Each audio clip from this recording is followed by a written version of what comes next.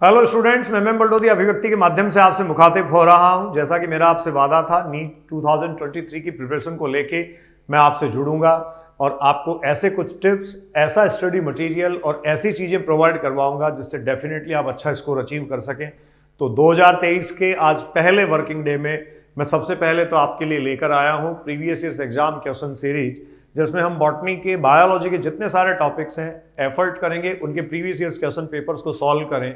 और यहाँ question paper को सॉल्व करते टाइम मैं एक बात का विशेष ध्यान रखूंगा जो आपको ज़्यादा अच्छा सिखा सकता है, और वो है हर एक क्वेश्चन के चारों ऑप्शंस पे हम थोड़ा सा डिटेल में बात करते हुए चलेंगे। एक लेक्चर में 30 क्वेश्चंस का स्लॉट में बच्चों ले रहा हूँ, या 25 क्वेश्चंस हम ले सकते हैं, और ऐसे ही करके हर एक टॉपिक के 2 से 3 वीडियो या 3 से 4 वीडियो टॉपिक वाइज जितने नंबर ऑफ क्वेश्चंस होंगे उसके अकॉर्डिंग आप तक पहुंचेंगे। तो 12th की एनसीईआरटी से हम शुरू कर रहे हैं। सबसे पहले हम ये क्वेश्चन पेपर सॉल्व करेंगे और उसके बाद में देखिए ये जो एनसीईआरटी है इसका रिवीजन आएगा। Chapter wise NCERT revision line to line में क्लियर करूंगा। ये तब तक हो जाएगा जब तक आपके एग्जाम में आप भी अपने सिलेबस को खत्म करके एक तरीके से रिवीजन के मोड में आएंगे। तो आइए शुरुआत करते हैं। हमारे सामने खुला हुआ है प्लांट एम्ब्रियोलॉजी, और स्टूडेंट 2013 से लेकर 2013 से 2022 तक के क्वेश्चंस जो हैं वो बच्चों में आपसे डिस्कस कर रहा हूं। तो ये 2022 तक के क्वेश्चंस में जितने क्वेश्चन एग्जाम में जो आए हैं, इसमें स्टेट पीएमटी के कुछ क्वेश्चंस हो सकते हैं, all India pre medical test AIPMT के क्वेश्चंस हैं, नीट के डेफिनेटली हैं ही। तो आइए सबसे पहले बात करते हैं। Seed coat is not thin membranous in. मैंने हिंदी और इंग्लिश दोनों साथ रखा है। किसमें बीजावरण पतला झिल्ली में नहीं होता, नॉट थिन।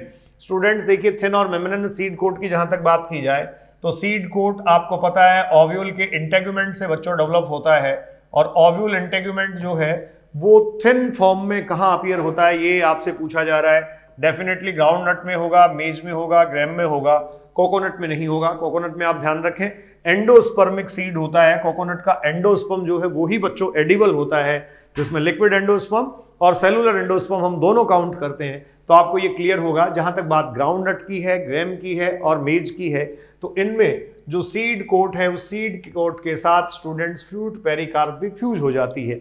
तो थिन और मेम्ब्रेनस सीड कोट इनमें प्रेजेंट होता है। Basically characteristic feature monocot crops का है, ग्रेन्स का है, जिनमें ऐसा होगा। So correct answer will be the fourth, नारियल। कोकोनट में ऐसा नहीं होगा। उसके बाद है students, perisperm differ from endosperm in. यहां आपसे पूछा गया है पेरिस्पर्म जो है वो एंडोस्पर्म से डिफर है। तो पेरिस्पर्म एंडोस्पर्म से कैसे डिफर है? सबसे पहली बात, पेरिस्पर्म किसको कहेंगे? देखिए, पेरिस्पर्मिक सीड वो होंगे, परिभ्रूणपोषी बीज वो होते हैं जिनमें आप ये कह सकते हैं रिमेन्स ऑफ न्यूसिलस रह जाता है। स्टूडेंट्स, ये जो ओव्यूल आप देख रहे थे, इस ओव्यूल से फाइनली आप कह सकते हैं एग सेल फर्टिलाइज होने के बाद सीड डेवलप होगा। एग सेल यहाँ जो होती है वो जाइगोट में कन्वर्ट हो जाती है, ये एम्ब्रियो में डेवलप होगी, और जब ये डेवलप हो जाती है तो वहां डेवलपिंग प्रोसेस के टाइम बॉडी ऑफ ओव्यूल और न्यूसिलस कंज्यूम हो जाता है। जिन सीड्स में कंज्यूम नहीं रह पाता उनको आप पेरिस्पर्मिक सीड कहते हैं। एनसीईआरटी में एग्जांपल आपको दे रखा है बच्चों, ब्लैक पेपर जिसको काली मिर्च हिंदी में कहते हैं आप, ब्लैक पेपर काली मिर्च में, और इसके अलावा आप कह सकते हैं जो बीट है, बीट रूट जिसको कहेंगे, चकुंदर, इनमें आप कह सकते हैं बच्चों ये पेरिस्पर्मिक सीड्स की प्रेजेंस होती है। बीट रूट, और मैं फिर रिपीट कर रहा हूं ब्लैक पेपर। तो ये कैसे एंडोस्पर्म से कैसे डिफर है? देखिए, एंडोस्पर्म 3n होगा और पेरिस्पर्म जो है वो न्यूसिलस की बॉडी होती है बच्चों, 2n होगा। तो सबसे पहले तो पेरिस्पर्म का ही करेक्टर आप देख लें, क्योंकि क्वेश्चन जब हमें दिया जाता है ए डिफर फ्रॉम बी, तो ए का करेक्टर हम चूज करते हैं। तो हमारे पास पहला ही ऑप्शन मुझे आंसर लग रहा है, बीइंग डिप्लॉयड टिश्यू। आगे पढ़ लेते हैं। It formation by the fusion of secondary nucleus and several sperms. देखिए, सेवरल स्पर्म से नहीं होता, एक मेल गैमेट या स्पर्म फ्यूज होता है 2n के साथ, तब 3n एंडोस्पर्म बनता है। तो ये एंडोस्पर्म का कैरेक्टर हमें दे दिया गया है। इसके बाद बच्चों हम बात करें बीइंग हैप्लॉइड टिश्यू, दोनों में से कोई भी हैप्लॉइड नहीं है। हैविंग नो सेवरल फूड, और सेवरल फूड आइटम दोनों में नहीं है, ये दोनों के लिए गलत बात है। आपको पता है न्यूसिलस जो है वो भी न्यूट्रिटिव हो सकता है ओव्यूल के लिए, और इसके अलावा डेवलपिंग एम्ब्रियो के लिए, और एंडोस्पर्म डेफिनेटली डेवलपिंग एम्ब्रियो के लिए ही बनता है। तो यहां फर्स्ट करेक्ट आंसर हो जाएगा। ऊपर वाले में करेक्ट आंसर था बच्चों फोर्थ।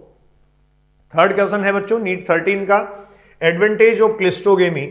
आपको पता है बच्चों क्लिस्टोगेमी अनुन्मिल्यता हिंदी में जिसको कहते हैं, ये वो है जिनमें फ्लोरल वर्ड कभी भी ओपन नहीं होती। आपको बच्चों एग्जाम्पल दे रखे हैं, मैं मेंशन करता हूं। एनसीईआरटी में वायोला, वायोला के अलावा ऑक्जेलिस, और ऑक्जेलिस के अलावा बच्चों आपको एग्जाम्पल दे रखे हैं कॉमेलिना।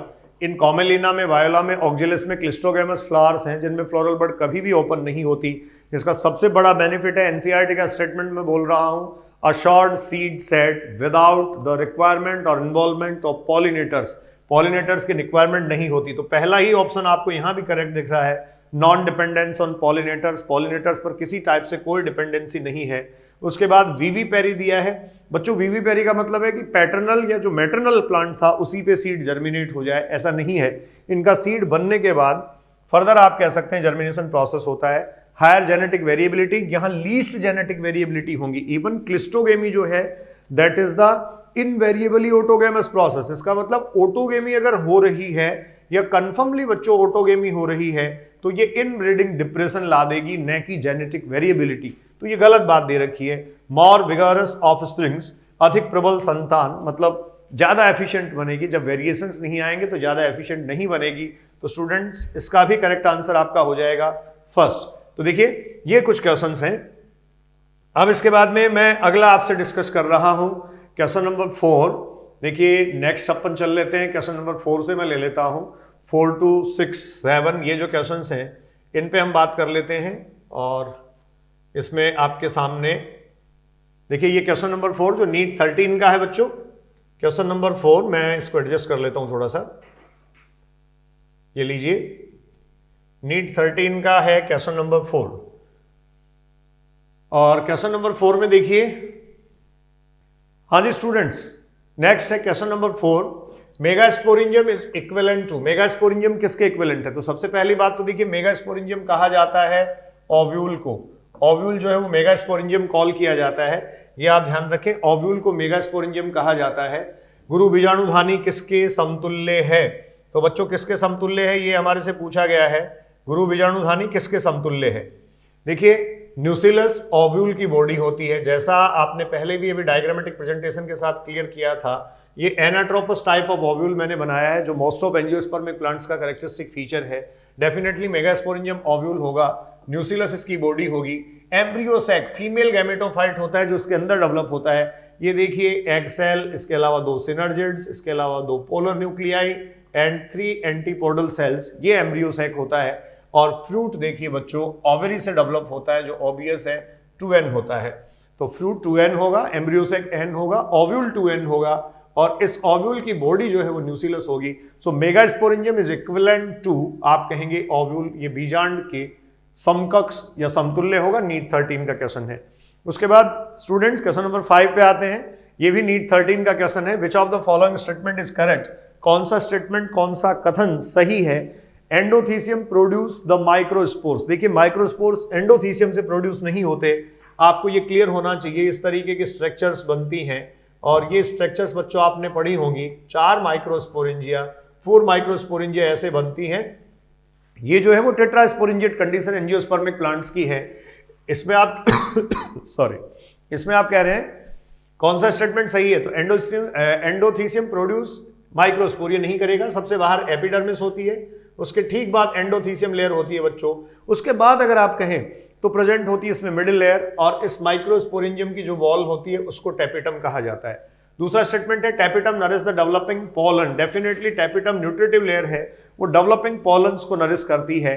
उसके बाद मेंशन किया है hard outer layer of the pollen is called intine. नहीं बच्चों, पॉलन की बाहर वाली जो हार्ड लेयर है वो इंटाइन नहीं एक्साइन कही जाती है। जैसे ये 2 सेल्ड पॉलन ग्रेन है, मोस्ट ऑफ एंजियोस्पर्मिक प्लांट्स में आप ये कह सकते हैं ये 2 सेल स्टेज में रिलीज होता है। और इसकी बाहर वाली ये जो एक्साइन है बच्चों, ये एक्साइन हार्ड होती है जिस पर स्पोरोपोलिन का डिपोजिशन होता है, the most rigid organic substance of the nature. और ये जो स्पोरोपोलिन है ये लॉन्ग चेन फैटी एसिड और फिनोलिक कंपाउंड से बना होता है। तो ये सेकंड स्टेटमेंट यहाँ करेक्ट हो गया।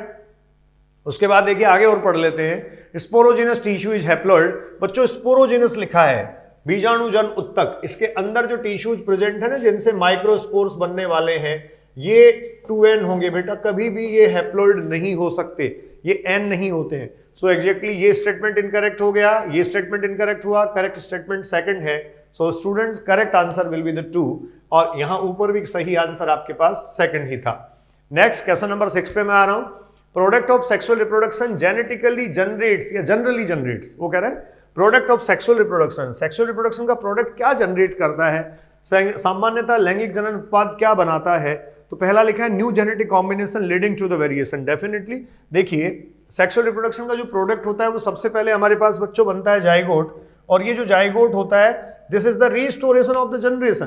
क्लियर? एनसीईआरटी ने मियोसिस में एक लाइन लिखी है, हैप्लॉइड फेज हर एक सेक्सुअली रिप्रोड्यूसिंग ऑर्गेनिज्म की लाइफ में इंट्रोड्यूस करवाता है meiosis and the fusion of the gametes for the formation of zygote. Zygote बनाने के लिए गैमेट्स का जो फ्यूजन है एन और एन गैमेट्स का जो फ्यूजन है this is the restoration of generation, और ये 2n स्ट्रक्चर बनाता है।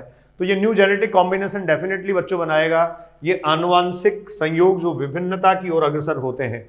फिर लिखा है लॉन्ग बायोमास, नहीं कोई जरूरी नहीं है, लॉन्ग बायोमास का फर्टिलाइजेशन से कोई रिलेशन नहीं है, मतलब लार्ज साइज जिसमें ऑर्गेनिक मैटर बहुत ज्यादा हो। फिर लिखा है लॉन्गर वायबिलिटी ऑफ सीड्स, बच्चों वायबिलिटी सीड्स की लंबी हो ये कोई जरूरी बात नहीं है, मतलब उनके उनके जर्मिनेट होने की जो पॉसिबिलिटी है।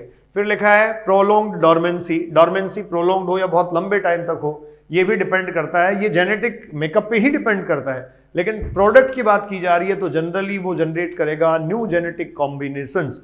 तो ये नीट 13 का अगला क्वेश्चन बच्चों आपका क्लियर हुआ। इसके बाद मैं आता हूं, अब अगले क्वेश्चंस पे आ रहे हैं। देखिए हमारे पास नेक्स्ट है क्वेश्चन नंबर 7। सबसे पहले क्वेश्चन नंबर 7 को डिस्कस कर लेते हैं। यहां लिखा है which of the following statement is correct. AIPMT 14 का क्वेश्चन है बच्चों, कौन सा स्टेटमेंट करेक्ट है। The seed in grasses in not endospermic. देखिए ग्रासेज बेसिकली मोनोकोट हैं और मोनोकोट के सीड जो हैं वो एंडोस्पर्मिक ही होते हैं। तो मोनोकोट्स जो हैं उनका कैरेक्टरिस्टिक फीचर होता है बेसिकली एंडोस्पर्मिक सीड का। उसके बाद बच्चों लिखा है mango is a parthenocarpic fruit. नहीं बेटा, मैंगो जो है वो ट्रू फ्रूट है। आपको एनसीईआरटी में एग्जाम्पल भी दे रखा है बच्चे, ध्यान रखें आप, ये ड्रूप फ्रूट का एग्जाम्पल है जो फ्लैसी टाइप के फ्रूट में, रियल फ्रूट में काउंट होता है। A proteinaceous aleurone layer is present in maize grain. Definitely maize grain में एक प्रोटीनेशियस एलुरोन लेयर की प्रेजेंस होती है। तो देखिए ये इस तरीके से इसका एंडोस्पर्म होता है और इसमें ये जो लेयर है बच्चों ये एलुरोन लेयर है जो 3n होगी, और इस तरीके से इसमें प्रेजेंस होती है एम्ब्रियो की। तो ये एम्ब्रियोनल एक्सिस है, ये स्कूटेलम है, ये जो पार्ट है वो इसका एम्ब्रियो है, स्कूटेलम एक्सपेंडेड कोटाइलेडोन होता है। तो ये ध्यान रखें। Sterile pistil is called staminoid. देखिए ये गलत स्टेटमेंट लिखा है।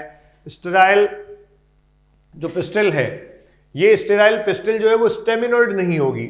वो आप ये कह सकते हैं पिस्टल जो है वो अगर स्टेराइल है तो वो क्या होगा, अपने आप में इनफर्टाइल। स्टेमिनॉइड कंडीशन स्टामेन के लिए ही ली जाती है। तो ये स्टेटमेंट गलत हो गया। मक्के के दाने में एलुरोन लेयर प्रेजेंट होती है, ये सही हो गया। ऊपर के दोनों स्टेटमेंट बच्चों इनकरेक्ट हो गए। तो ये जो क्वेश्चन नंबर 7 AIPMT 14 का था, इसका करेक्ट आंसर हो गया स्टूडेंट्स 3rd। क्लियर? आगे बढ़े, आगे चलते हैं। नेक्स्ट क्वेश्चन पे मैं बच्चों आ रहा हूं, क्वेश्चन नंबर 8 में देखिए जिटोनोगेमी को लिखा है जिटोनोगेमी इन्वॉल्व्स। तो क्वेश्चन नंबर 8 को डिस्कस करते हैं। आइए क्वेश्चन नंबर 8 पे बात करें। वो कह रहा है जिटोनोगेमी क्या इन्वॉल्व करता है। तो जिटोनोगेमी इन्वॉल्व करता है बच्चों, देखो इसको थोड़ा सा एडजस्ट कर लेता हूं, ये लीजिए जिटोनोगेमी इन्वॉल्व। मैं कोशिश करूंगा कि आपको बहुत परफेक्ट और सही तरीके से चीजें जो हैं वो बताई जाएं। जिटोनोगेमी क्या इन्वॉल्व करता है, क्या जिटोनोगेमी में इन्वॉल्व होता है। जिटोनोगेमी, देखिए सबसे पहली बात तो आप ये क्लियर कर लो, जिटोनोगेमी जो है वो जेनेटिकली सेल्फ पॉलिनेशन है। बच्चों जिटोनोगेमी होने का मतलब ये है एक प्लांट के ये 2 फ्लावर हैं, ये कंडीशन है, 2 फ्लावर प्रेजेंट हैं। ये प्लांट में बाइसेक्सुअल फ्लावर की कंडीशन हमने दिखा दी, मेल और फीमेल सेक्स ऑर्गन दोनों इसमें प्रेजेंट हैं। अब सेम फ्लावर की स्टिग्मा पर पोलन ग्रेन ट्रांसफर होने के बजाय pollen grain in between flowers transfer होगा, but plant will be same.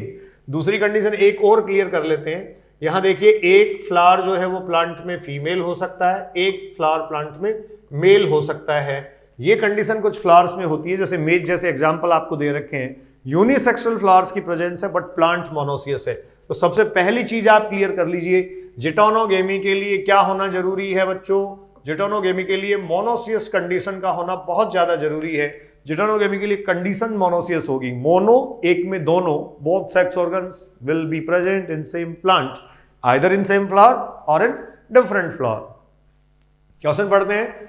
जिटोनोगेमी involves fertilization of flowers by the pollen from anther flower of the same plant. देखिए fertilization वो कह रहा है flower by the pollen from another flower of the same plant, ठीक बात है, ये सही लिखा है। फिर कह रहा है fertilisation of flower by the pollen from the same flower, same flower आते ही तो बच्चों ऑटोगेमी आ गई, नहीं होगा।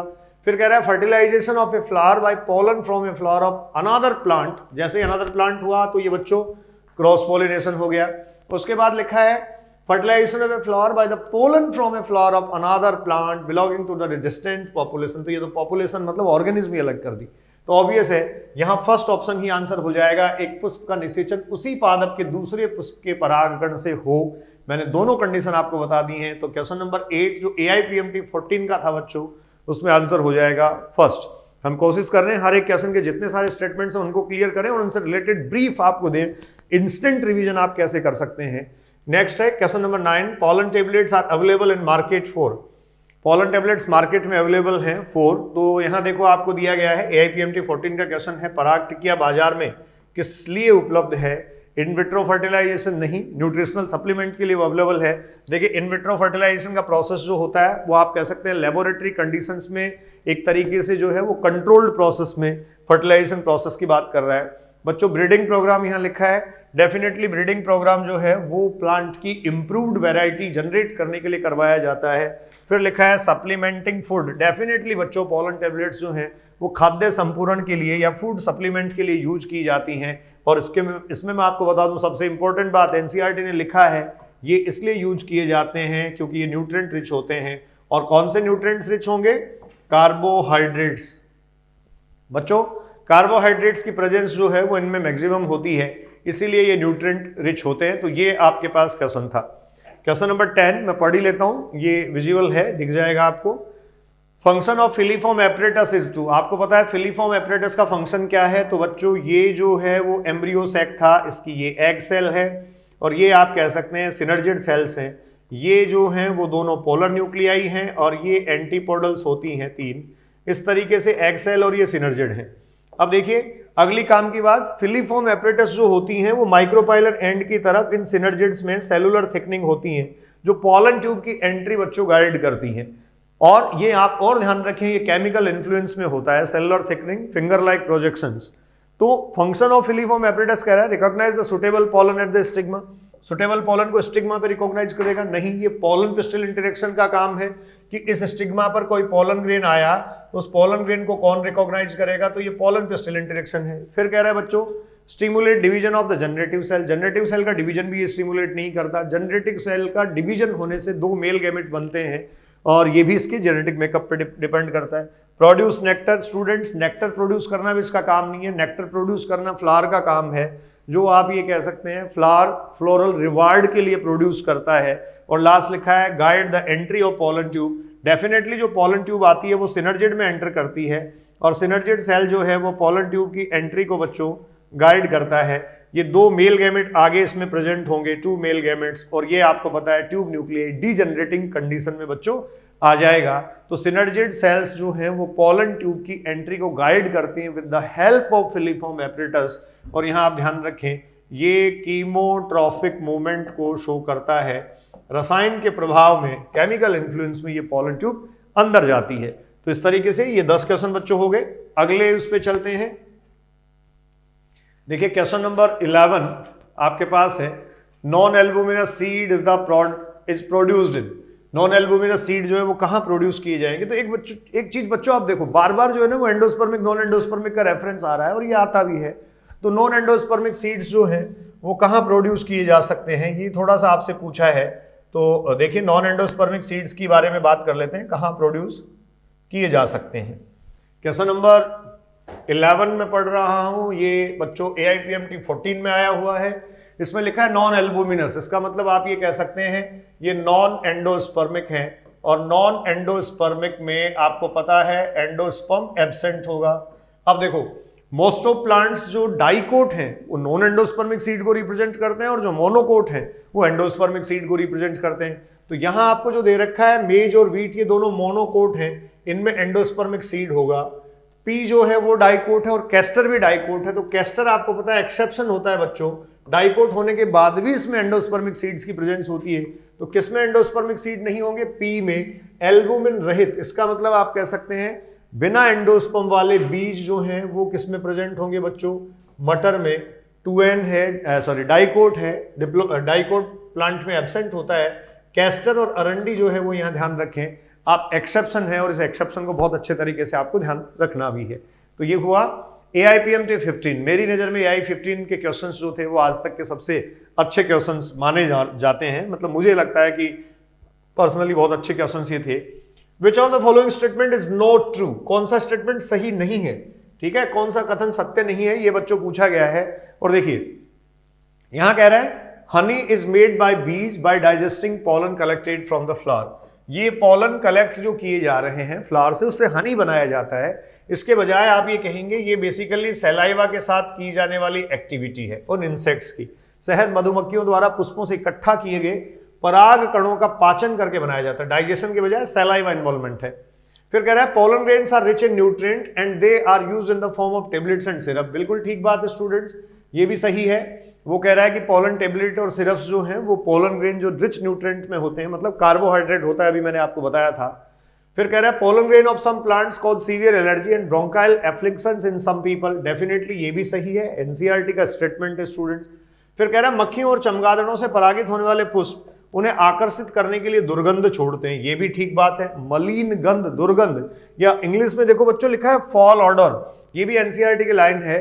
वहां बीटल्स और फ्लाइज लिखा है, ये बैट्स जो हैं ये भी ऐसा करते हैं।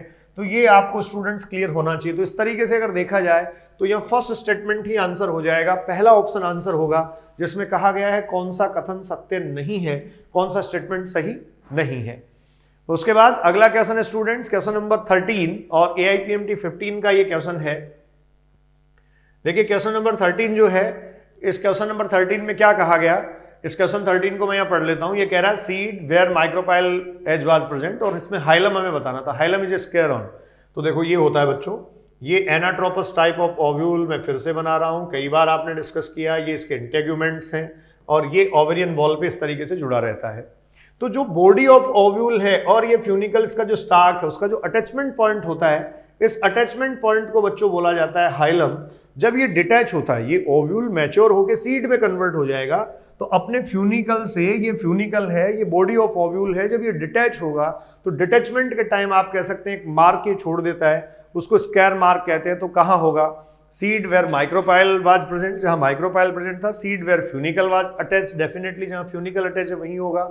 फ्रूट वेयर, फ्रूट पे मार्क नहीं होगा, दो ऑप्शन बच्चों फ्रूट वाले ही दे रखे हैं, तो डेफिनेटली यहां सेकंड आंसर हो जाएगा जिसमें लिखा है सीड या बीज, जहां बीजांड ग्रंथ से ओव्यूल या बीजांड जो है वो जुड़ा हुआ था। तो ये हो गए स्टूडेंट्स क्वेश्चन 13।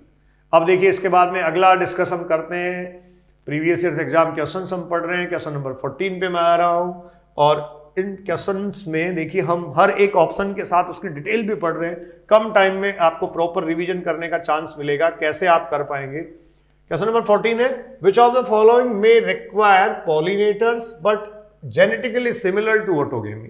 ठीक है, पॉलिनेटर की रिक्वायरमेंट है लेकिन जेनेटिकली सिमिलर चाहिए ऑटोगेमी के। तो देखो ऑटोगेमी के जेनेटिकली सिमिलर कब हो सकता है बच्चों? ऑटोगेमी होती है सेम फ्लावर में पॉलिनेशन। ये एक फ्लावर था, इसमें मेल और फीमेल सेक्स ऑर्गन थे, इसका पोलन ग्रेन इसी की स्टिग्मा पर अगर आ गया तो ये बच्चों ऑटोगेमी हो गई। अब इसका जेनेटिकली सिमिलर कब हो सकता है? जब इसी प्लांट का कोई दूसरा फ्लावर जो है वो पॉलिनेशन प्रोसेस करे। इसका मतलब करवाना क्या चाह रहा है बच्चों? ये आप कहेंगे जिटोनोगेमी करवाना चाह रहा है।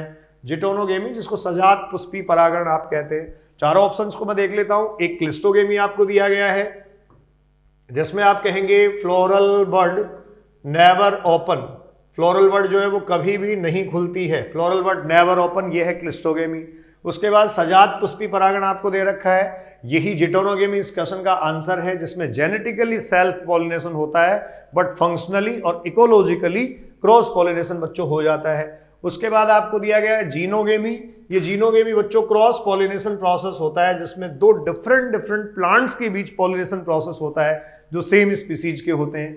उसके बाद हम बात करें तो आगे आपको दे रखा है एपोगेमी। बच्चों ध्यान देने की बात है, एपोगेमी जो है अपयुग्मन की बात की गई है। इसमें बिना फर्टिलाइजेशन प्रोसेस के आप ये कह सकते हैं किसी तरीके से हैप्लोइड स्ट्रक्चर्स का डेवलप होना इन्वॉल्व किया जाता है। Next question number 15, which of the following is the important floral reward to the animal pollinators animal pollinators के लिए इंपॉर्टेंट फ्लोरल रिवार्ड क्या है? देखिए, दो टाइप के रिवार्ड प्रोसीड किए जाते हैं, एक डायरेक्ट रिवार्ड और दूसरा इनडायरेक्ट रिवार्ड। बच्चों, जो डायरेक्ट रिवार्ड होता है उसमें ऑलवेज आप ध्यान रखें, उसमें पोलन ग्रेन्स होंगे और इसके अलावा नेक्टर होगा जो पॉलिनेटर्स को प्लांट जो है ऑफर करता है। इसके अलावा बाकी के जो भी रिवार्ड होते हैं, जैसे protective reward, safe egg laying space and reproductive reward, जो आप ऑर्किड, ऑफ्रिस और बी पेल पॉलिनेटर के केस में पढ़ते हैं म्यूचुअलिज, वो रिप्रोडक्टिव रिवार्ड होता है। तो यहाँ लिखा है protein and pellicle and stigmatic exudates. देखिए, स्टिग्मेटिक एग्जीड्यूट्स और ये सब जो है वो रिवार्ड नहीं होंगे। Colour and large size, colour देखने से आप ये कह सकते हैं पेट नहीं भरता है तो वो रिवार्ड नहीं होगा, न्यूट्रिशनल सप्लीमेंट ही डायरेक्ट रिवार्ड होगा। Nectar and pollen grain, definitely students ये रिवार्ड होगा। Floral fragrance and calcium crystals, floral fragrances जो हैं वो पोलन ग्रेन्स पॉलिनेटर्स को अट्रैक्ट करने के लिए होती हैं, तो पुष्प सुगंध और कैल्शियम क्रिस्टल रिवार्ड नहीं हो सकता। इसका करेक्ट आंसर बच्चों हो जाएगा third, nectar and pollen grains. Question number 16, transmission tissue is the characteristic feature of. ये बच्चों ये भी बहुत इंपॉर्टेंट एक क्वेश्चन ट्रांसमिशन टिश्यू का आया एग्जाम में। देखिए, ये स्टिग्मा से जब पोलन ग्रेन एंटर करता है, मतलब पोलन ग्रेन जर्मिनेट होकर जब स्टाइल में एंटर करता है, तो बेटो स्टाइल में ये एंटर करते टाइम यहाँ अपना आप ये कह सकते हैं दो मेल गैमेट बनाना शुरू कर देता है, जनरेटिव सेल में डिवीजन होना शुरू हो जाता है। अब ये स्टिग्मा एक तो इसको सीधे या डायरेक्ट ट्रैक प्रोवाइड करवा सकती है, मतलब होलो स्टिग्मा है। होलो स्टिग्मा जब होती है तो सीक्रेटरी या ग्लैंडुलर हम इसको कहते हैं, लेकिन स्टिग्मा जब सॉलिड होती है तो इस केस में आप ये कह सकते हैं ये स्टिग्मेटिक टिश्यूज पूरी तरीके से पैक होते हैं और पोलन ग्रेन इनके बीच में से पोलन ट्यूब को एंटर करवाता है। इस केस में जो ट्रांसमिशन टिश्यू है वो किसका कैरेक्टर हो जाएंगे? सॉलिड स्टाइल का कैरेक्टर स्टूडेंट्स हो जाएंगे। होलो स्टाइल ये है जिसमें सीक्रेटरी और ग्लैंडुलर होंगे, और सॉलिड स्टाइल ये है जिसमें आप कह सकते हैं ट्रांसमिशन टिश्यू होंगे। क्लियर? उसके बाद student same apparatus, same filiform apparatus का क्वेश्चन आ गया आपके सामने, question 17। Filiform apparatus is the characteristic feature of, ये आप जानते हैं सिनर्जिड सेल्स का है। एल्यूरोन आपको पता है एंडोस्पर्म की कोटिंग होती है। जनरेटिव सेल आपको पता है मेल गैमेट बनाती है, और न्यूसिलर एम्ब्रियो, न्यूसिलस आप जानते हैं बॉडी ऑफ ओव्यूल होता है। तो ये स्टूडेंट्स क्वेश्चन 17। इसके बाद नेक्स्ट क्वेश्चन 18 to 20 में आपसे डिस्कस कर रहा हूं, और आज के इस वीडियो में इस स्लॉट में पहले 20 क्वेश्चन ही हम लेंगे। जैसा मैंने कहा था 25-30 तक हो सकते हैं।